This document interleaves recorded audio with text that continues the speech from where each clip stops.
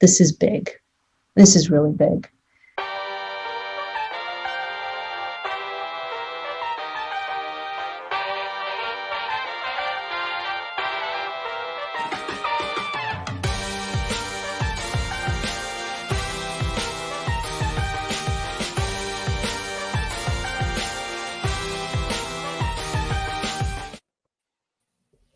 And welcome to this edition of FOF Live, presented by La Pop, LAPOP. You can check them out on Instagram, Twitter, and their Doral location. Not our regular season live stream. This is the playoffs, people. Let's come on. Let's get excited. The first one in 20 years.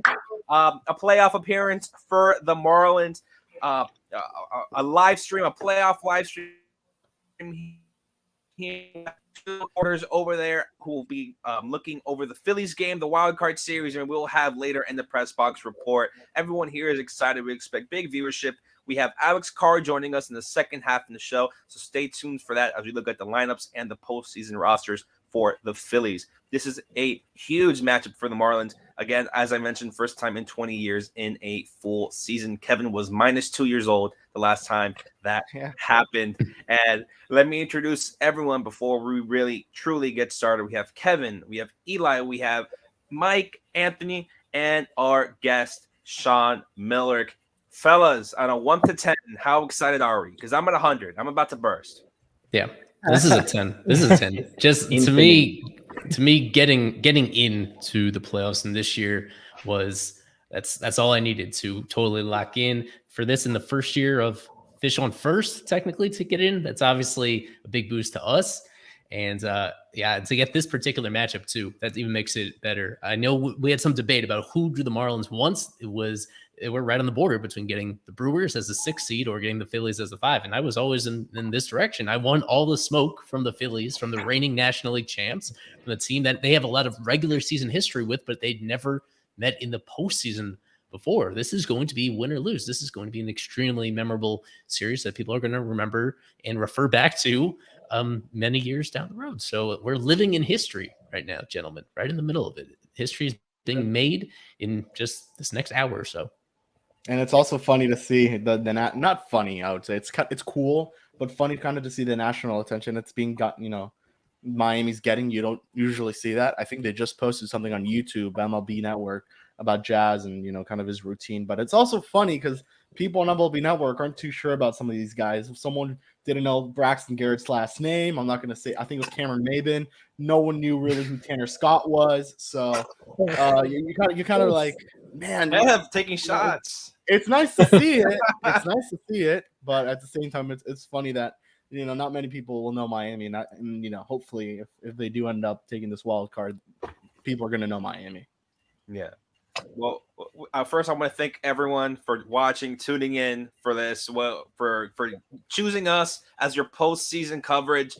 Just an hour before the game starts, you could have chosen MLB Network, ESPN. You could be watching the other games, which we'll also get into. But again, we want to thank you from everyone on FOF for choosing us for your coverage as we're looking at the bracket.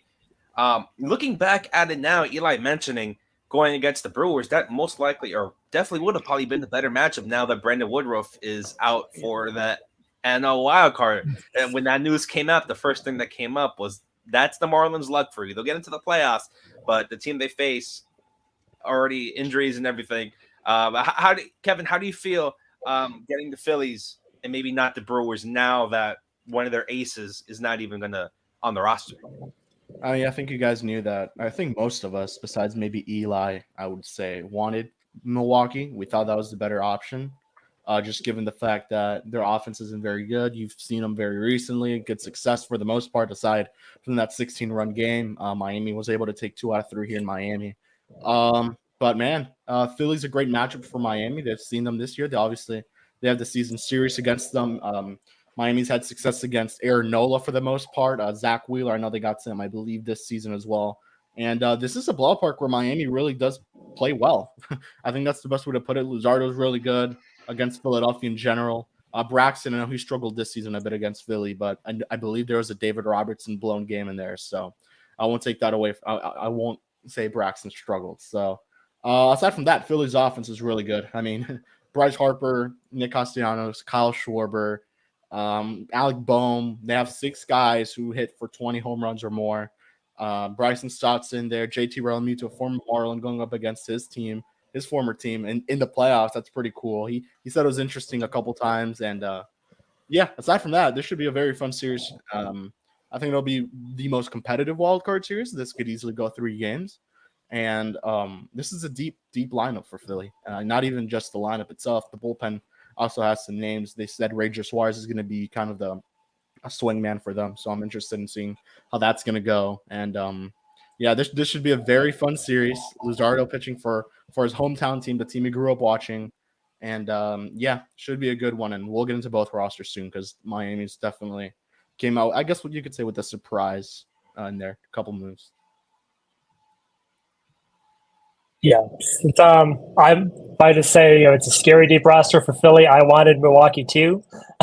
They're just my fear is that Philly's kind of been taking the approach all season of the regular season's just an exercise to get back to this playoff point. So that fear is kind of in the back of my mind, and now that they're back, they could just load up and go on another run. Their offense is capable of doing a lot of damage, but you said it. Miami did get the season series against the Phils. They've matched up well. They've all been close games, too. So I expect to see that trend continue in this series, despite that little fear in the back of my head about Philly just kicking it up a couple notches now that the playoffs have started. Yeah, and there's a list for people to see the 13 head-to-head matchups. It was less than previous years, as people remember. The schedule change meant you play every team in both leagues, which means less against your division rivals. So instead of 19 head-to-head games, it was just 13. Marlins went 7-6. A lot of close games, really one blowout in there, and that was, as usual, the Marlins on the losing end of a blowout. They never win the blowouts. I remember that one in particular about Sandy, where it got off to a very slow start, settled in for a couple innings, and then there was that second win where they really hammered him for 7-8 runs, maybe 9. It was just, that was very early in the year. Other than that, they won that final series in Philly. So if you're looking for a reason, as we'll break down, the Phillies just are a more talented team. I think they're definitely a deeper team at this stage of the season. But the last time these teams met just a few weeks ago, the Marlins won in this building 2 out of 3. And I think some of the keys that were from this past series are going to apply again in this one if they're going to do the same thing. Yeah, with just everything there, we can go ahead and look back on the roster for the Phillies. We could just look at maybe some of the names that, of course, we're known of. We can go ahead and ask Alex Carr when he gets here, maybe guys like Michael Lorenzen. But Mike, I wanted to ask you, looking at this roster, just what do you take out of this roster from the Phillies, their NL wild card roster, and how the Marlins can really challenge these Phillies? Because we know we wanted the Brewers, but we're going to get the Phillies, a team we know very well. How do you maybe overlook the Phillies roster? Well, first, on a joking side, who is Weston Wilson? Who is that guy? He's there. Yeah, Weston Wilson. I looked it up. He had a 30-30 season in AAA. Now, several guys had 30 years in AAA. It's a very hitter-friendly environment, but he performed down there. They brought him up, and I believe he's a righty hitter. So I think one of the reasons why they did that is because they anticipated the Marlins stacking their pitching staff with lefties. As we'll get into in a moment, the Marlins leaned really heavy to left side to focus, of course, on Harper and focus on Schwarber. And so Weston Wilson, I think that's how he kind of snuck in. Okay, but so now for real, I was of the mindset I wanted Philly the entire time. When everything was getting close with the Diamondbacks and they lost that series against the Astros, I was pulling to get this series because if there's any 2 teams I want to beat, it's Philly and then Atlanta. We've been getting, being the little brother for a long time, especially in 2020 when we got waxed by Atlanta. So I feel like it's the bottom feeder series and then the Atlanta series. So this is what I kind of wanted. But in terms of the matchup pitching wise, I think they're throwing the wrong guys to us. I think we usually struggle against Walker and Ranger and Lorenzen's not even here. I think if we can get to their starters in this series, the bullpen has been pretty good against us, except for I think the one game where Soler took, was it Alvarado deep? No, it was Soto, and we won late. But their bullpen is really good at the back end, so we just have to get to these starters in these first 2 or 3 games. Kind of feels like Edmundo Sosa is kind of turned into a Marlins killer here in this year. He's been pretty good against Miami. So, yeah, that's who I'm looking at there. Trey Turner, we'll see how he comes back. I know they said he was good to go. He suffered an elbow contusion, but he's good. He's going to be in the lineup. And Christian Pache is also there. He took somehow he's had his success against Miami too. So the guy we have to stop is Alec Bohm. Alec Bohm is the guy. Yeah, him too. He's the guy. When they beat us, it's Alec Bohm. Yeah. The other guy I want to focus on is Orion Kirkeren. I was just going to mention that. That's right. Because he has an awesome story. He was drafted last year, and now he's on the postseason roster, essentially in place of Lorenzen, if you go through these names here.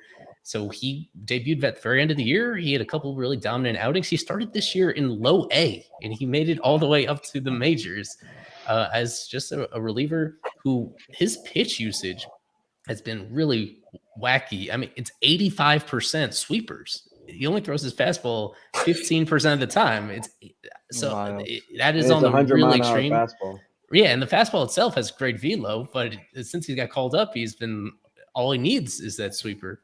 People keep expecting the fastball, waiting on it, and they get the breaking ball instead. It reminds me a little bit of like when the Marlins had Sergio Romo at the end of his career. He was all sliders, but his fastball was like 80 something instead of a triple digit. So that shows you that this guy, he's somebody to watch out for. There's a reason why they put him on the roster. And same 12 pitchers, 14 hitters for the Phillies, and we'll get to the Marlins now. It's the same breakdown of 12 pitchers and 14 hitters for the Marlins themselves. Yeah, I think what stands out here is seeing Ryan Weathers on the roster. He threw 99 pitches on Sunday against the Pittsburgh Pirates, 6 shutout innings, looked great. But Skip essentially said that, and not to be that guy, but Johnny Cueto kind of sucks, and he's just not working out at the bullpen. Just not doing well. He's kind of useless there, and we're going to go with Ryan Weathers. Removing Hoeing kind of was the same. He struggled. Obviously, he was a part of that 16-run game, and just wanting a lefty. He said he wanted to go lefty heavy, and Ryan Weathers probably we'll see what his availability is. He threw 99 pitches again on Sunday. Today is Tuesday. He'll probably go in spurts of 1, maybe 2 innings as a normal reliever. I guess they'll reevaluate at the NLDS if they were to move on. But I think the big thing was kind of just waiting to see what they were going to do there at that bullpen, because he obviously had Okert, who struggled in the second half of the year, just really bad numbers. So we kind of hope you get first half Steven Okert, which was really good. And we'll see. But, I mean, besides that, I don't have any issues with the roster. Kind of expected everything else. And, I for a second, I thought maybe they would remove Wendell. But aside from that, I think we're good. What do you think is the soonest Weathers should pitch? I spent 5 minutes last night saying he wouldn't make the roster because he pitched on Sunday. Right. Yeah, it's fairly clear he's not going to pitch tonight in game 1. That is too short of a turnaround. Now, tomorrow, the third day after his start, that's pretty typically a bullpen session for starters anyway.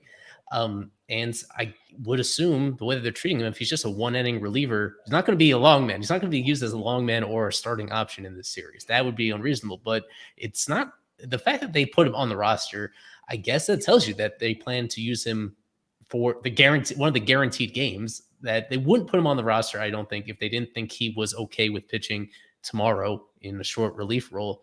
That surprises me just because I don't think people realize he's the youngest guy on this roster. Out of all really? the players on the roster, Ryan Weathers is still 23 years old. He's still a young pitcher. Mhm. And we've seen how cautious they are with their other young pitchers. So the idea of having one of them pitch on 2 days rest, even if it's just a relief appearance, like that's out of their comfort zone. That's not what they've done before. That's what you do with Johnny Cueto, I guess, at the end of his career, where he'll give you whatever he has left. And apparently they felt there's not enough left in that arm to justify having him around. But that's why it surprised me that they had Weathers here. And also because I just don't think he's a very good major league pitcher at this stage of his career. I'm optimistic about his future once they fix him, once they put him in the Marlins pitching lab. But what he's shown at the big league level, with the exception of Sunday was nice. It was a meaningless game. It was against a team that on both sides was just meaningless. It's really hard to read that much into. We have a big sample of him struggling at the big league level. I'm encouraged about what he could do moving forward based on the AAA success. It feels like a stretch to think that he's going to give you much positive work in any role, just given where he is in his career right now. I do want to touch up on Jorge Soler because if you look at his postseason numbers, Miami arguably has one of the best postseason players in baseball. And Soler, he's hitting like almost 300, over 400 OBP. He has a good amount of homers. He's really damn good in the postseason. So Miami in Citizens Bank Park, 6 homers. Yeah. In a very hitter friendly ballpark, you could say. Soler's gonna have some success. Arise obviously hit for the cycle here. This place is nothing new to Josh Bell, who's been in the NL East for a couple of years now. So I'm very excited to see what this lineup could do, and that lineup looks really fun. Yeah, you mentioned with Ryan Weathers, also postseason experience. 23, he made his debut in the postseason not too long ago. So maybe he has something to that, but again, with Ryan Weathers there, Sean, when you're looking at this postseason roster, what's your big takeaway on the position player side? What really stands out to you when looking at these outfielders and infielders? I mean, it's certainly once they finally released the lineup today. I mean, it's definitely one of the more exciting lineups of the season. Yes, like the construction of it. I think they only won one of the games that they ran it out there, right? but I still that's by the by. I recognize that this is a really good group. With the roster overall, I was surprised to see Weathers on there, but in terms of the rest of the hitters, it's just there's a lot of options there. You love the playoff resumes, guys who maybe lost a little luster in the second half. Look a little better now. Particularly I'm thinking of Yuli. They always say the playoffs are a different animal. Things change, and so then maybe that reinvigorates a guy like Wendell, who's certainly been in October before. I'm excited to see what they can do once they get out on the field.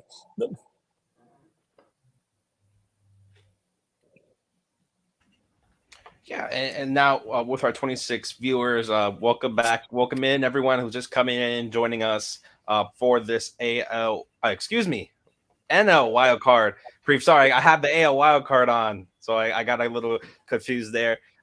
Kevin, with this Marlins team, let's say there's people here who are joining us who don't know a lot about the Marlins, who don't know anything, who are watching the Marlins for the first time, just maybe their first game, their first stream, whatever. What would you tell them? What would you tell them about this Marlins team? Yeah, it's ESPN, so it's totally possible, folks will see some new fans. But yeah, this is an offense that was one of the worst in baseball. Not going to be negative here, but, negative 50-something run differential, the worst differential to ever make the playoffs. The pitching is really damn good. Jesus Luzardo, he's someone who's just a flamethrower. Obviously, you have the batting champ, Luis Arraez, Jorge Soler, almost a 40 homer year. I think it was 36 to 37.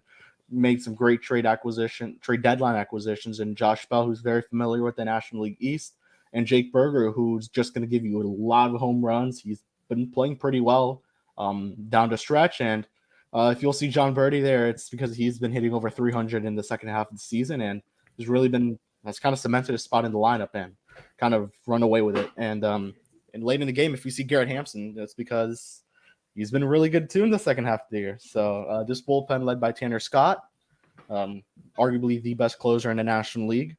And then you have Andrew Nardi, who's a great setup. So really well constructed team by Kim Ang, and you have a great manager in Skip Schumacher. So I think if there's a team that's gonna really fight with Philadelphia, it's Miami. If completely honest, no bias, Miami has a really good roster, man. This is probably the best roster of the Bruce Sherman era. I mean, it is literally. Yeah, this is gonna be a fun series. I think it could go all 3 games. This is not gonna be low scoring at all. I think it'll be fairly high scoring. Just if Miami could get to Zach Wheeler early in the game, man, you're gonna feel really good, really good about your chances tonight. Yeah, and with all that, first I want to say quick congratulations to the Twins. First postseason win since 2004. Shout out Pablo. Pablo getting Right, Pablo. Pablo Lopez getting it there. So we want to give a big congratulations to him. Mike, what are you looking forward to in this series? Is this with the Phillies and everything? How are you planning this series out for the Marlins? And maybe if they do get to that 3rd game, do you have a preference on who potentially the Marlins could use? For me, it's Eddie, but with a very short leash. I think he's done well at Citizens Bank against Phillies. I remember a few games, I think one this year, maybe one last year, where he had good starts there. But hopefully in none of these games we kind of get blown out and you use Soriano or Brazoban, because that's the perfect guys to come after him. But I think we go Eddie for 3 to 5 innings on the 3rd game, and I think we'll be fine. The question is, if we make it past, who's going to be the 4th guy? I guess you go bullpen, you go Chargois. We'll see, but that's in the future. We don't have to worry about that. But to me, the game plan, keep it close, and then 7th inning on, we do our thing. I think it's also I kind of want to look at the Philly side, and we'll get Alex Carr here soon, but just Aaron Nola, how much he's kind of regressed this season. You kind of look at all the stats, striking out a lot less guys. He's not walking he's walking less guys. No, walking more. Sorry, that would be really good if he was walking less, and just higher ERA, higher FIP, everything just really different there for him. But Miami's gone to him too, so. That's the big thing I'm looking at. I mean, that game too, if you're going to win, if Miami's able to take game 1, I feel really good about them taking those first 2 games. So then you have Braxton Garrett, who he was talking to the media, and he kind of recognizes that he's kind of different from all the other Marlins pitchers. He's more of a slow thrower, really gets that ground ball going, doesn't strike out as many guys. But, man, he's been one of the Marlins' best pitchers, doesn't walk a lot of guys either. So just an overall, this is going to be a good second matchup for Miami, and then Jesus Luzardo, we know what he could do. Yeah, now joining us straight from the press box at Citizens Bank Park. I don't know if this is Isaac Azul or if someone kidnapped him, because he has a brand new outfit on, no hat. This is something brand new, I guess, for the first time ever since I've known Isaac. Joining us from the press box report along with Noah Berger. How's it going, guys? Can you hear me okay? Yeah. All right, let's get into this. What do you want? How much was the press box food? Free. No way. Look at this face. Free food. That's what we really wanted to know before the stream. We were like, okay, we're gonna know. A myriad of options: chicken, roast beef, shrimp, salad, 30 different desserts, ice cream. They're known to have one of the best press box cafeterias in baseball. I thought we were supposed to be talking baseball here. Don't let your Donna go to that press That's box. what I want to do with Baton. Your Dano is very happy too. He's having his ice cream. Everyone's very happy here until first pitch. What are the vibes like? Look at the ice cream. Real ice cream, not that soft serve bullshit. Oh my God! Yeah, look at that. There it is. See, we had to bring this up. Wow. We saw it, and we had to at least bring it up a little bit, because that's a hefty plate right there. Oh yeah, mashed potatoes, gravy, shrimp, scampi. The chicken was phenomenal. All right. Okay, let's move on to actual things happening on the field. Isaac, tell us the vibe. The media talks with Skip, with Brax, everything happening at Citizens Bank Park the last couple of days. Yeah, it's a little bit different of a pregame scrum than we're used to in the regular season at Lone Depot Park. You have to ask for the microphone. We asked a few questions. I think that obviously the biggest question about the roster was Ryan Weathers. He had just thrown 99 pitches on Sunday, yet they're going with him. Apparently, Cueto didn't feel too well. So Weathers is here, and he's not available till like Thursday regardless because, he pitched on Sunday. But that was the main area of concern. And then there's also Luis Ariz, who is not 100%. He made that clear. But as he said, if he only had one leg, he would still be out there playing second base, which is what he's doing. How's the whole experience been? I know you It mentioned is fantastic. Is it It is packed, fantastic. crowd? I would imagine so. Let me show you guys. Oh, even see? There it is. Didana made an appearance. Oh, wow. That's Nice. a lot of people. Yeah. Really? Oh. He could Friends see of me. the He show, could see come me. on up. I let the boy on USA. Yeah. Again, Isaac, maybe now, again, with the Phillies, a team that the Marlins have seen plenty of times this season, almost close to just wins in terms of both teams. They're charting out their ace, Zach Wheeler, Aaron Nola, who's having a bit of a down year. How do you fare these Phillies when looking at them? Because it's, again, guys like Schwarber, Bryce Harper. How are you looking at these Phillies and maybe what you're hearing around the grapevine? It's an intimidating ball club, no doubt about it. Like you mentioned, you have Schwarber leading off, you have Harper hitting cleanup, you have Alec Boehm hitting third, whose numbers with runners in scoring position is absolutely off the charts. You old friend JT there, Nick Castellanos hitting sixth, so your lineup is deep when you have someone with almost 30 home runs hitting sixth. And then, they really have obviously with Luzardo, the lefty, they didn't go with Brandon Marsh. They have Christian Pache in left and Johan Rojas in center. And Rojas is a sneaky guy here. He's been hitting the ball really well in that second half of the Phillies season, so he's someone to keep an eye on for sure. I do want to ask you, obviously, guys didn't make the roster. Just who's there that isn't on the roster right now? I know you mentioned Alfaro was there. We saw Dane Myers in the video. Yes, Jorge Alfaro is here. Dane Myers is here. And some information regarding Brian Hoeing. Brian Hoeing is here, and if the Marlins do advance, he was told that he will be on that roster of the NLDS, no matter what. They're going to need a 13th pitcher, and it'll be a good problem to have because it is a problem, but it is good if they do advance. They're wearing the gray uniforms tonight and for this whole series. I think that's what Noah mentioned. That he thinks it's the whole series. Any surprise or disappointment that they didn't go bolder despite being on the road, knowing that you might not get any home games, that they didn't go with one of their more popular? The Rays wore their Devil Rays jerseys. Yeah, but they were home. I think if you were the road team, you have to be sort of professional, not professional, but stick with your road jerseys, either their black alternates or their road grays, because I don't think they could have worn their white throwbacks on the road. No, I would have hated that, and it would have looked silly. I have more insight Apparently, Noah has more insight on the uniforms, if you care to know. Oh my gosh! Sure. This is why we pay Noah the Pass big the buck. baton. Pass the baton. So I spoke with B, the clubhouse manager, and they wanted to do the throwbacks and the City Connects for home games, but they were told no by MLB. Not sure why that is. If the Devil Rays jerseys were allowed and the Twins were allowed to use their City Connects, but because they don't think we're going to play a home game. No, they were told no, and they've already submitted. Like they had to already submit the uniform lineup for any game going forward. So it will be the home whites, the grays, and the blacks. So that's all you're going to get. They weren't allowed to do anything else because for some reason he didn't have a reason because they didn't give him a reason. Not even Sugar Kings? Wow. Nope, nada. Wow.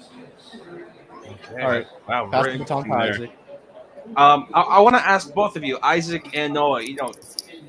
Wait, bro. He doesn't even have the headphones on. Yeah, I know.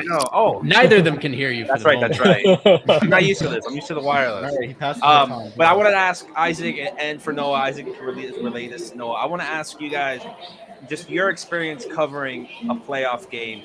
Just, I don't want to talk on the field, the other teams. I want to hear about your personal experiences doing this. Because this is a milestone to any reporter's career covering a baseball team, especially the Marlins, and how long it's been since it's actually happened.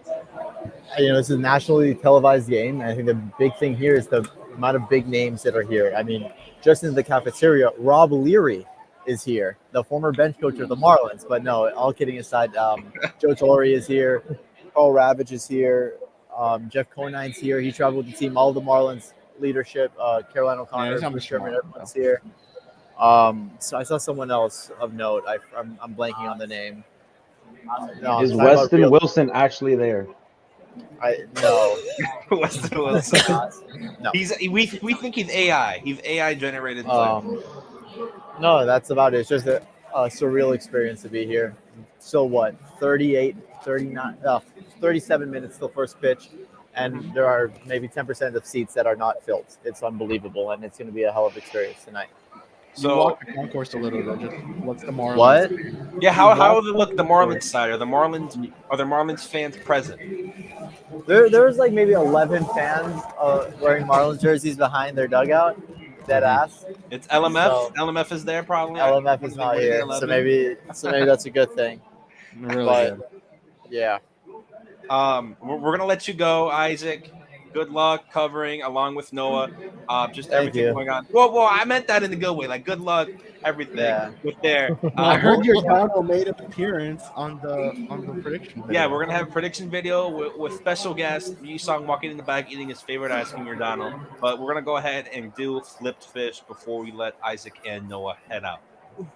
alrighty. Well, I was gonna implement some sort of postseason wrinkle on this series is Flip Fish, but it was too complicated. They do advance to the NLDS. I will incorporate some sort of wrinkle there, but this is a Marlins and Phillies player. Wow, that's his WAR? Dear Lord, I didn't know that. Yeah, Look what you chose. My God, you couldn't show someone with a positive WAR after I Mike did- Cameron? I couldn't believe that his WAR was negative. That's very strange. But anyway, if you guys can try and guess it, anyone on the I guess everyone on the staff knows. But Sean, any guesses? That's tough. Oh, 45, last game, less than 10 years ago. I think I know who this is. I haven't seen on the group chat. Negative 3.5 WAR, over 2,000 played at bats, close to 450 home runs. So we'll get back to that after this ads again. After this break, we'll go ahead and talk to Alex Carr when he joined us, and we'll look at these lineups. Stay tuned. Oh God, hold up. I gotta go to the break. No. Oh, Kevin.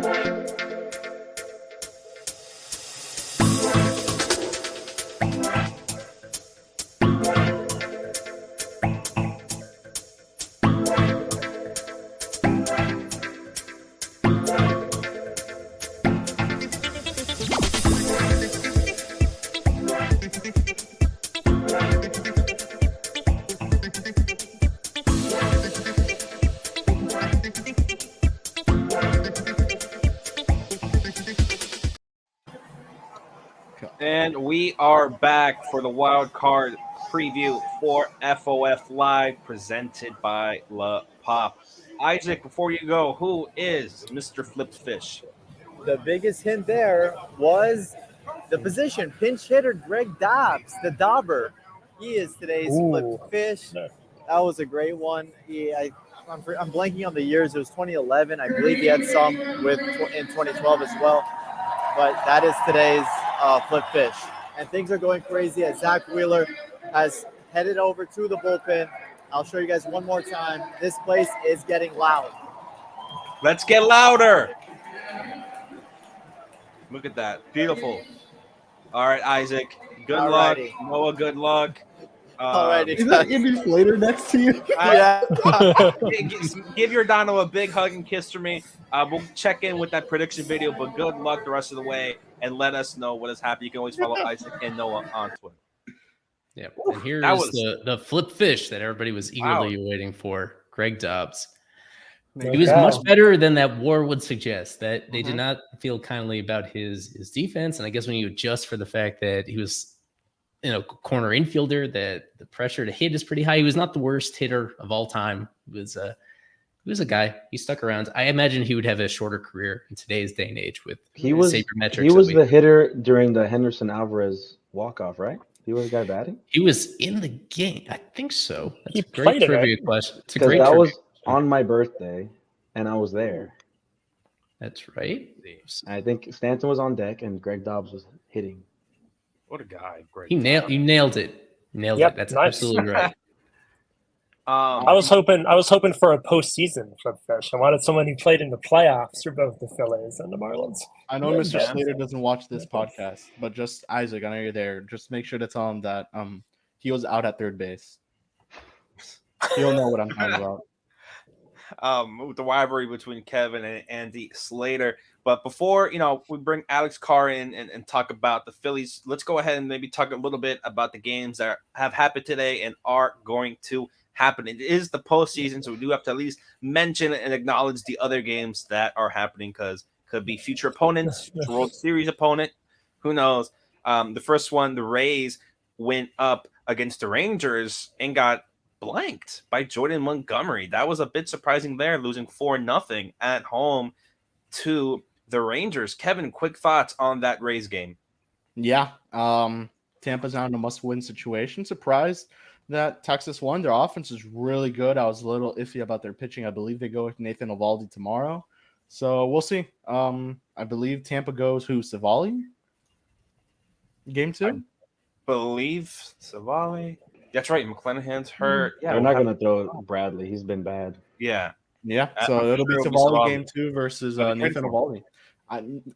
It looks like Texas may move on. Very, very surprised that Tampa won't be able to move on if that's the case. I think their team is really freaking good, but they've gone through a lot of adversity, and I think that's what Kevin Cash mentioned in his presser, that they've had to deal with a lot, and we won't say what, but the casual fan knows, and we'll just leave it at that. But and aside from that, I mean, Arizona and Milwaukee, that's definitely a game that I can see going on. It's going to happen now. Yeah, it looks like the 1-0 Brewers lead in the second inning there with the D-backs having a start. I guess what you could charitably call their number 3 starter, Brandon Pfaadt.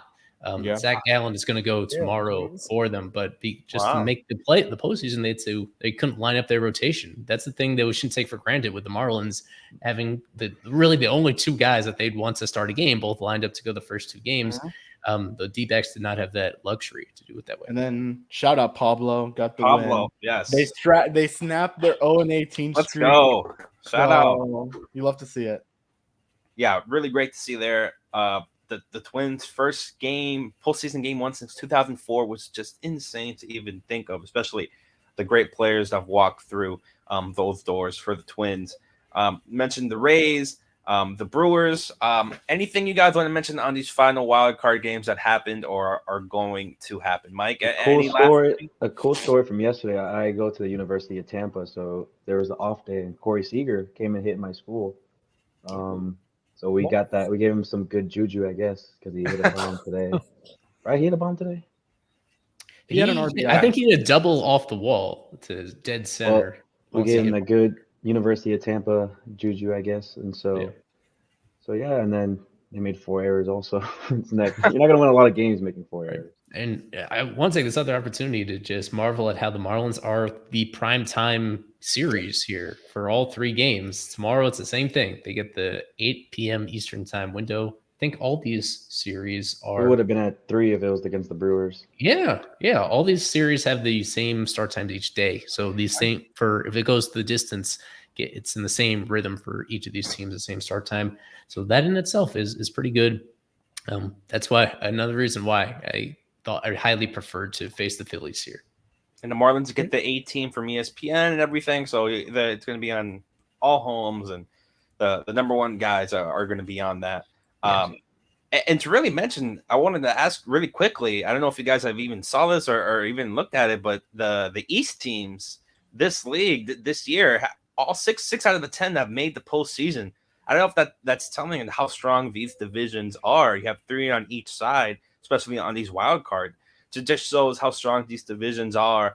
And looking at it, obviously the Mets, Nationals, and on the other way, the Yankees, Red Sox not making it, just shows how strong these divisions are. And getting it from that division really shows that maybe you have an edge maybe to the opponent on the other way because you are battling these difficult teams. But I thought I just wanted to share that because I find that very interesting. 6 out of 10, 60% made the postseason out of those 10 teams. But Again, waiting for Alex Carr to join us, but we can get a head start on these lineups and look at Oh, what we're the gonna have to. Marlins are putting out there. And what a lot of us are saying, the most fun lineup we have seen this season, without a shadow of a doubt, Luis Arias makes his return. Really great to see there. Nick Fortes, of course, getting the start because Jesus Luzardo will be pitching. DLC, Sanchez, Birdie round out that way. And of course, Bell, Jazz, Berger, and Soler. Sean, this lineup should be the A lineup for the Marlins. Is the lineup that the Marlins should trot out there the rest of the way in the rest of the postseason. When looking at this lineup, what do you like? What really stands out to you, and especially having Arias back for such a crucial game? I mean, Arias, he sets the table for the rest of the team. Like I think of him as the example everyone follows. He sets such a high standard, on the field, getting on base at the clip he does. I mean, the fact that we mentioned the NL East teams. Arias batted .347 against Philadelphia this year, and that was the worst he did against a National League East opponent. With there like that, that's just the kind of year that he's had. That he was a little off on there, and still producing those numbers. Then behind him, Soler, who we mentioned earlier, is just monstrous in the postseason. Even the most casual baseball fan remembers that moonshot, that ice thing for the Braves. A couple World Series ago, and he's great. He's hit the best against Philadelphia as opposed to any of the other division opponents, and so great to have him there as well. And then just on down the line, they need to run this out, and not worrying about righty lefty. This needs to be the lineup every game. All right, thank you, Sean. And now joining us, our favorite Philly fanatic, Alex Carr, one of our favorite stream guests ever. I pulled up in the sweater vest. I like it. For the celebration. Yes, thank you so much. Highlight this. With the sweater vest and the virtual background, because my office is a mess right now. I just got home. I'm so excited. Couldn't be happier to be here. Thank you for having me, gentlemen. Oh, take us through that Phillies lineup. Oh boy, already. Yeah. I mean, listen, this is gonna be really interesting. I think you're gonna see a lot of matchup play from Rob Thompson and the Phillies. They have opted, instead of carrying a 13th pitcher, for Weston Wilson, who I honestly I no idea who that is. I truly believe that the Marlins are probably going to underestimate him. He is a 30 for 30 guy from AAA this season. He had 30 home runs, stole 30 bases. He was a big name in the Brewers system 2 years ago, was about to make his major league debut, and then I believe was struggling with a back issue, and that kind of derailed him a little bit for a couple of years. Has really refound the swing with Philadelphia. And I genuinely believe that he's going to be kind of a secret weapon in this series, as it were. There is not a lot of major league footage of him out there. Sure, you can pull from minor league stuff, but what can you really, take from that when you gauge minor league versus major league? I really think that the small sample size of footage of him is gonna really work to the Phillies' advantage. Oddly enough, in this series, particularly given Miami's left-handedness. I mean, you're looking at Andrew Nardi, Tanner Scott. You're looking at all these really. Stephen Okert, did he end up making the postseason roster? Seven. So, I mean, they have 7 lefties on their pitch. Ryan Weathers is on there. I saw that and was so confused. I mean, you are looking at a lot of lefties out of Miami, and that would be why they opted for Weston Wilson here. So that is a really interesting choice that I'm really intrigued by. They obviously like the way that looks. Looking at the Phillies lineup, you can very much tell there's a lot of important lefties in here. So it's going to be really interesting to see not only how Miami handles that, but how the Phillies handle Miami's left-handedness. I mean, Jesus Luzardo owns the Philadelphia Phillies. That man might as well have property in Philadelphia. He owns this team. He has been spectacular versus them, or at least that's how it feels. So it's going to be really fascinating. Well, there you go. What a segue. I'm really good at this. But I mean, you look at this, and I don't even think this does him justice. I mean, Jesus has been absolutely unbelievable this season. I think that is what makes this a really spooky game one. I mean, yeah, Zach Wheeler's been fantastic, and all that great stuff. But Jesus Luzardo has been his equal in many, many ways.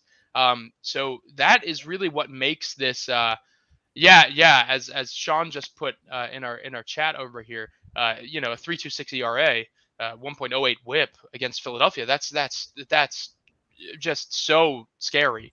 And I don't even want to look at the whiff percentages. That is. I don't enjoy it.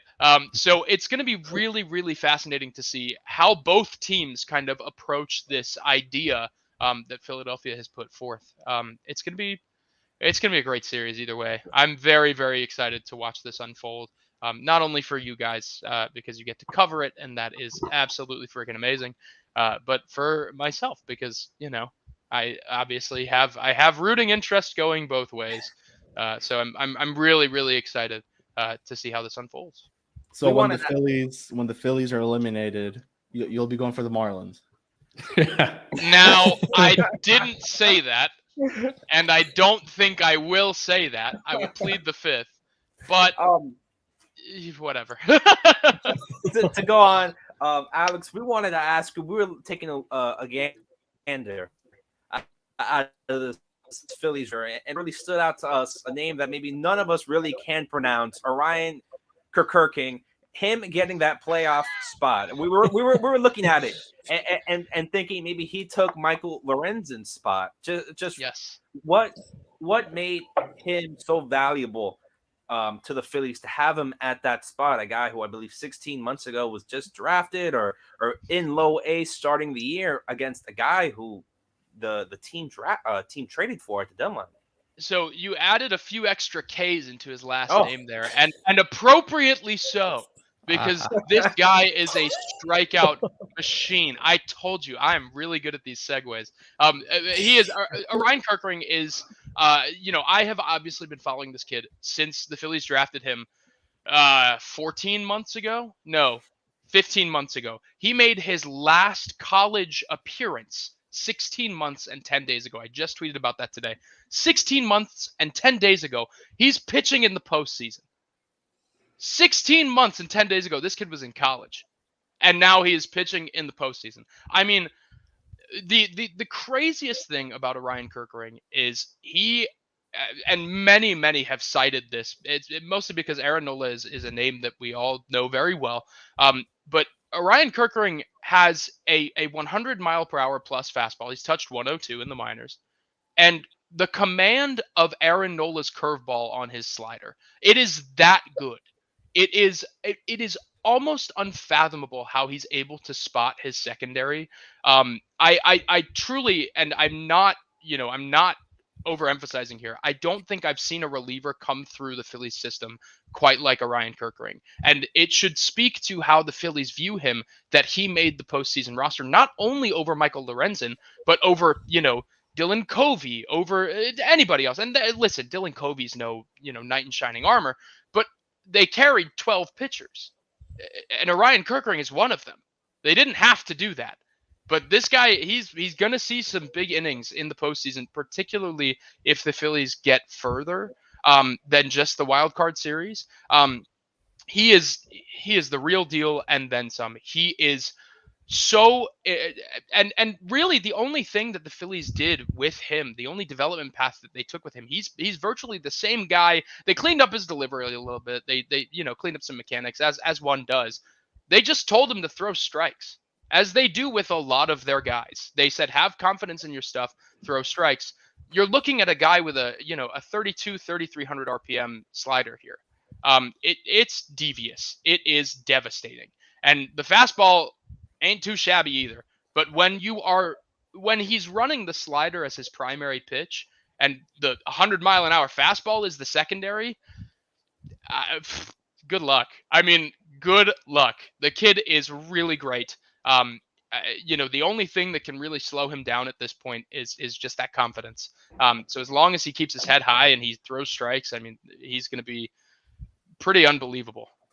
I do want to ask about Aaron Nola, the game 2 starter. Obviously, kind of regressed a little bit from last season, striking out less guys, walking more guys. Just, I guess, how has he been kind of down the stretch here? And do you think he could kind of look like Aaron Nola, the one we saw last season tomorrow in game 2, which could be a elimination game for Philly or Miami. So he is such an enigma to me, and I think that game 2 is really that's the one that you look at and you say that's what really makes this series competitive, right? This game 2, Braxton Garrett is what Braxton Garrett is, right? Aaron Nola, we don't know what Aaron Nola is going to come out looking like, right? And you look at these stats on the season and you just wonder where it all goes wrong, because obviously he's the definition of a workhorse, but 202 strikeouts over 193 innings with a 1.15 whip. You're like, what is happening here that the ERA has inflated to 4.46? And then you look back at 2021, conveniently also pictured in this graphic over here, and you say, okay, well, maybe this starts to, we see a bit of a pattern here.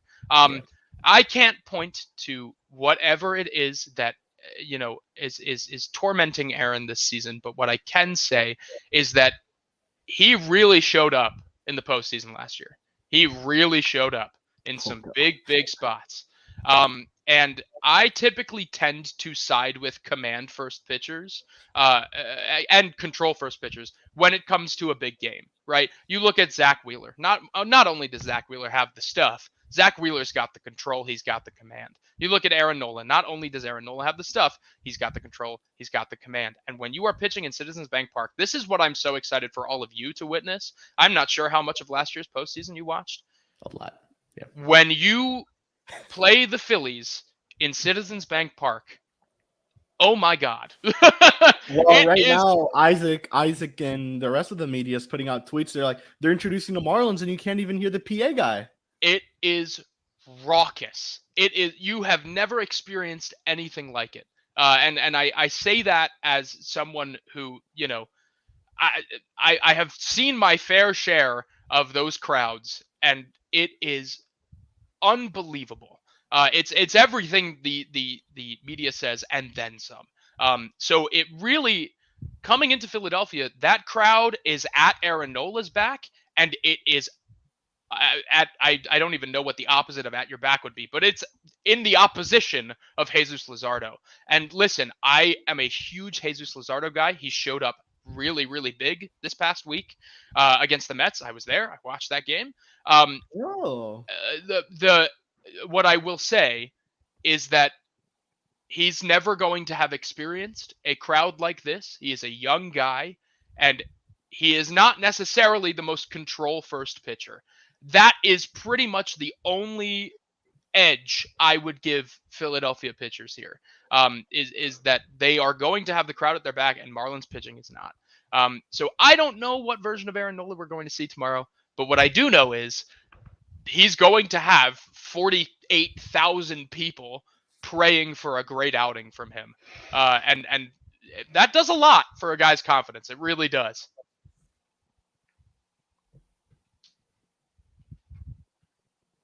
Daniel, you're muted. You're muted. Oh, sorry.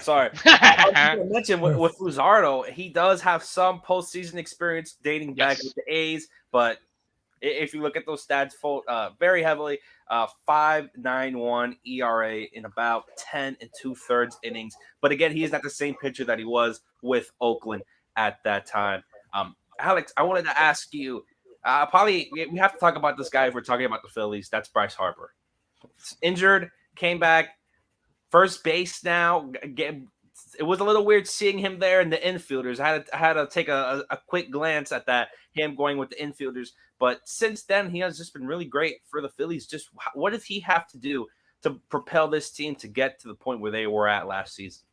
The biggest advantage that Bryce Harper playing first base gives the Phillies is that it allows Kyle Schwarber to not be out in left field, but it allows the Phillies to play Johan Rojas. I have to give a huge shout out to Bailey Foolish Baseball. He put out a video yesterday that I watched and that I was very excited to see him address. The Phillies are 36-18 in games which Johan Rojas plays, in which he appears.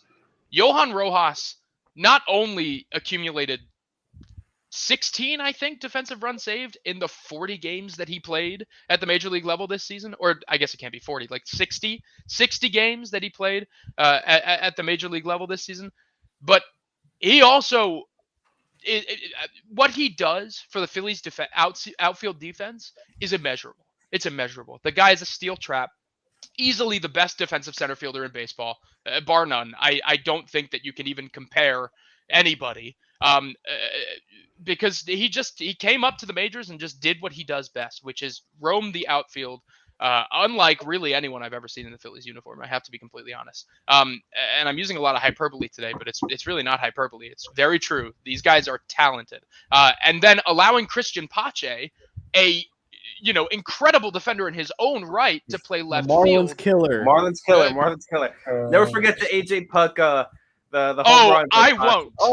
I won't. Oh my God! But allowing the outfield defense to be Johan Rojas and Christian Pache and Nick Castellanos, but what are you going to do? He's got a 100% fielding percentage, so who cares? Allowing the outfield delineation to go that way is the biggest thing that Bryce Harper playing first base offers the Phillies. In terms of what he has to do to propel them forward, he just has to be who he is, which is this guy that eats big moments for breakfast. I think that there are a lot of really good clutch hitters in baseball. I think Bryce Harper is the best. I have never seen a person match the moment more than Bryce Harper, more often than Bryce Harper, and more eloquently than Bryce Harper. That guy has a sense for those huge turning points that is better than anyone in the major leagues right now. And that is probably the most terrifying thing for the Phillies, or for the Marlins, excuse me. He is I don't want to say unstoppable. Everybody's stoppable. But in big moments and in the postseason, he comes to play. He really, really does. And it doesn't matter if you're left-handed or right-handed. He's going to put the bat on the ball. He really shows up in these moments. So it's going to be really, really fun to watch. Before we go to predictions, how do you feel about the Phillies bullpen real quick? It looks absolutely stellar. I'm going to knock on all the wood that I possibly can. But when... How are you going to say? Listen... Live team Rhys Hoskins now. When you look at what Gregory Soto has done over the last 2 weeks, Gregory Soto has found his slider in an unbelievable way, and was nearly unhittable over these last 2 weeks of baseball. He's heating up at exactly the right time. Easy 100, devastating slider from the left side. Jose Alvarado doesn't need any explanation. We all saw what he was able to do last season and last year during the postseason. Sir Anthony Dominguez, I would be lying if I were to say I weren't a little bit worried about him. He'll be fine. I would hope. I also don't think he's going to see as many leverage appearances because Craig Kimbrell's there too. So is Matt Strahm, and so is Orion Kerkering. All 6 of those guys have been really dependable this season. And you get some extra length from, Christopher Sanchez, from Ranger Suarez, from Taijuan Walker. I feel honestly, quite truthfully, very good about the bullpen. It's probably the thing I feel best about heading into this postseason. Now that I've said that, of course, things are going to go horribly, horribly wrong. But it was a bright spot for the Phillies all season. There was a little blip in the second half, and then it just went right back to being a really big bright spot. I think that they have really, it's no coincidence that every team that made the playoffs this season has a pretty decent bullpen. And that's all I can really say about it. It's a big, big deal in the playoffs. It really is. Yeah. So we're going to go ahead and go into prediction time really quickly. I wanted to mention you were talking about Johan Rojas, 59 games, 100 less than 150 at-bats, a 2.2 WAR in that scene with a 1.5 defensive WAR. So incredible. That is insane numbers. That is, if it were 2020, he would most likely might get some MVP consideration. This is a kid, I swear to you, this is a kid that ever since I first started really covering the Phillies, Johan Rojas was the guy that you can look back at my Twitter as far back as it goes. I made this account like 6 years ago, I think. You can look back as far as you would like. Johan Rojas was the first guy that I looked at and I said, wow, that kid is going to be really great. And to see him now do his thing at the major league level, it's unbelievable. I'm just very, very happy to see him do his thing, and I'm really psyched that he's going to have such a big role in the postseason this year. And boy, Miami better watch out on the base paths if he gets on. He can steal a base. Speaking of playoffs, the D-backs should hit back-to-back bombs to tie the game against the Brewers. I love playoff baseball. We are so back, and what else is back is prediction time. So, Eli, get that video. This is prediction time. It's time. That will never cease to make me very happy. And this is playoff prediction. This is brand new for us on FOF. We're still getting used to this. We might have some kinks out, but of course for playoff predictions, same as regular season. MVP can be from either team. You have to pick who wins the series, how many games. You can pick Marlins sweep, and your MVP be Kyle Schwarber. It does not really matter any way you do it, as we're looking at our super subscribers. And it looks like everybody is picking Miami except for one faithful man picking Philly to sweep, but it is going on the Marlins route with his MVP with JT Realmuto there. As we're getting everything started. Press box predictions now from Isaac and Noah and a couple of their colleagues at Citizens Bank Park. Hi, Eli. We're here at Citizens Bank Park with our series predictions. I will go first. I believe that the Marlins will lose in 3 and that Alec Boehm will be the MVP. And I go second, and believe it or not, the Marlins are going to sweep the Phillies here in Philadelphia, and Braxton Garrett is going to be your MVP. Yeah. I think the Marlins are going to win 2. They're going to sweep, and the MVP is going to be Luis Arraez. I think the Marlins are going to take 2 of 3 games. It's going to go a 3-game series, and I think that Brian De La Cruz will be the MVP. Alrighty, back to you, Eli. Giordano? I could have guessed that. Thank you, guys. I love him. Noah's hat is so great. It's so great. What a guy. Eli, well, let's get that video. Let's see if we're as positive as our colleagues we just were. And, of course, leading off this playoff prediction, of course, Mr. Kevin Barrad. Well, I think Miami will win this. We'll be moving on to the NLDS in 3 games, and I will be going with Jazz Chisholm Jr. as my MVP. He always tends to have a good series in Philadelphia. All right, Mike. I'm going Miami wins in 3. They lose the first game and then win the next 2. I think my MVP is going to be Luis Arraez. He had a cycle here early in the year. I just think it's going to be the one-leg series for Luis Arraez. Eli. The Marlins are not going to win Game 3 if they get to a Game 3. Not in that atmosphere. Not with that amazing Phillies team. They're going to have to get it done in 2 games. And they're going to get it done in 2 games. Hey! The Marlins are going to win. They're going to sweep the Phillies with MVP. Brian De La Cruz is my MVP of this stunning upset. Wow. Oh, my God. Noah. Is that Noah there? All right. Sean. I've had this thing in my hand since 2003. This is older than Kevin. I'm going to try to wring all the magic out of it that I can. But I'm going to try to wring the magic out because I do think the Marlins will lose in 3. I think we'll get some Marlins voodoo to get to Game 3, but they can't make it out of that one. And Jazz Chisholm will still be my MVP. I think he steps up on a big stage, but Marlins will lose to the Phillies in 3 games.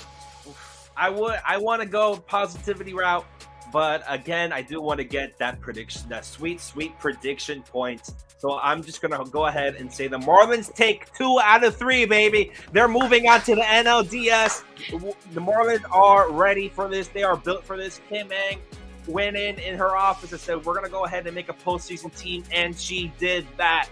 I would put Kim Ng as my MVP, but nonetheless, my MVP is going to be Jorge Soler playoff Roy Soler, 3 home runs, is going to dominate this, and we're going to see it again against the Atlanta Braves. Alex Carr, you're up. Are you sure you guys want to hear what I have to say? I feel like Ruin the fun, man. me being last is such a bummer. I as much as I think it would be entertaining for everyone to see Miami win, and I can't say I think that would be cool, but it certainly would be an upset. I simply can't. I think you combine the atmosphere, you combine all the factors of what this is. I mean, this is what this Phillies team does best. They have incredible chemistry. They show up in big moments. I think the Phillies got to win it. I'm not sure if they take it in 2. It really depends on what version of Aaron Nola you get, but I think at the very least they will take it in 3. I just don't see it happening any other way, but I will knock on wood again. I would be lying if I were to say I weren't nervous. Who's your MVP? Oh, my MVP! Oh. It's got to be Bryce Harper. I can't pick anybody other than Bryce Harper in any postseason series. All right. So that's going to do it for us here on FOF Live, presented by La Pop. You could see some of us are still reeling off just making the playoffs with our predictions. It might have been really level-headed there, but again, we're going to go ahead and go through it. We're going to have everyone watching us now. They're interviewing Jazz right before the first pitch. So for myself, Daniel, Kevin, Eli, Sean, Mike, Alex, Noah, Isaac, everyone on FOF, enjoy this. Enjoy the postseason. Enjoy this series. It should be fun. If you want Phillies coverage, please follow Alex Carr. Keep following us on FOF. And always go Fish.